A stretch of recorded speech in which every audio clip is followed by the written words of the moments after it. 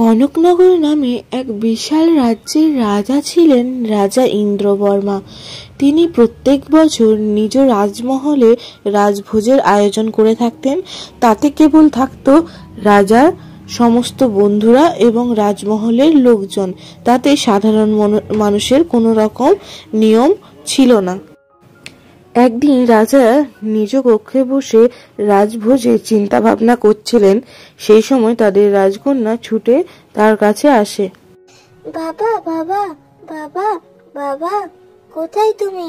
এই তো আমি এখানে মা। তুমি ছুটে ছুটে আসছো কেন? কি ব্যাপার আমাকে বলো, এত তাড়াহুড়ো কিসের? বাবা, প্রত্যেক বছর তো তুমি রাজভোজের আয়োজন করো, কিন্তু তাতে আমার কোনো গ্রামের বন্ধুরা আসতে পারে না, রাজ্যের কোনো বন্ধু আসতে পারে না। তাদেরও তো ইচ্ছে করে সেই রাজভোজে আসার, তারাও তো একটু ভালো মন্দ খেতে পায়, কি বলো? কিন্তু তারা তো অনুমতিই পায় না এই রাজভোজে আসার।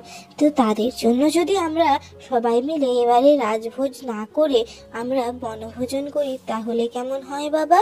তাহলে তো সবাই একসাথে খেতে পারবে, সবাই আনন্দ করতে পারবে। কথাটা তো ঠিক।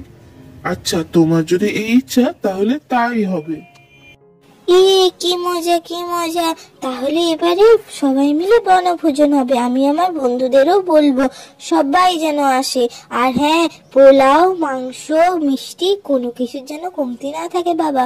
সবাই যেন গ্রামের, গোটা রাজ্যের সবাই পেট পুড়ে খেতে পারে।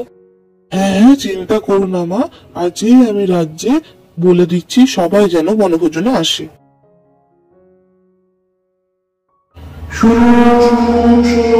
এই বছরের বড় ঘোষণা, রাজা ইন্দ্রবর্মা ঘোষণা করেছেন এবছর রাজভোজের জায়গায় হবে সমস্ত সাধারণ মানুষদের নিয়ে বনভোজন।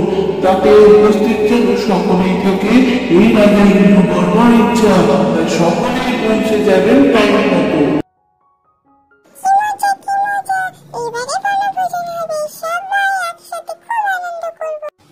দেখো রাজমহলের লোক কি বলে, এবারে নাকি বনভোজন হবে। বাবা, বেশ ভালো, আমরা সবাই যাব।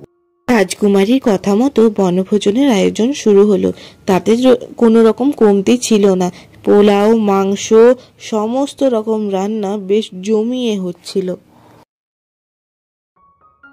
বলি শোনো, রান্নাটা যেন বেশ ভালো হয়, যেত সবাই আঙ্গুল চেটে খায়।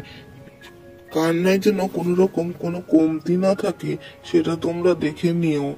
এই রাজকুমারীর কথা মতো পাশের রাজ্য থেকে মিষ্টি আনিয়েছি, যেখানে মিষ্টি বিখ্যাত। এই বনভোজনে একে একে সবারই আসা শুরু হলো। সবাই বেশ আনন্দ পাচ্ছিল এই বনভোজন দেখে।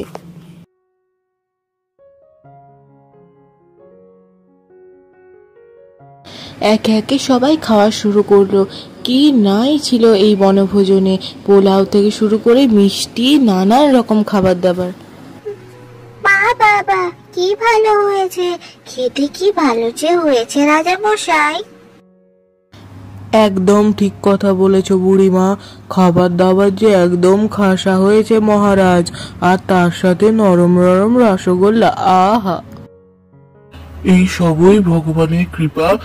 আপনাদের যে এত ভালো লাগছে, আমি তো খুব খুশি। আজকে আমি ঘোষণা করছি, প্রত্যেক বছর এই বনভোজন হবে রাজভোজনের জায়গায়, যেখানে সকলে উপস্থিত থাকবে গোটা রাজ্যের।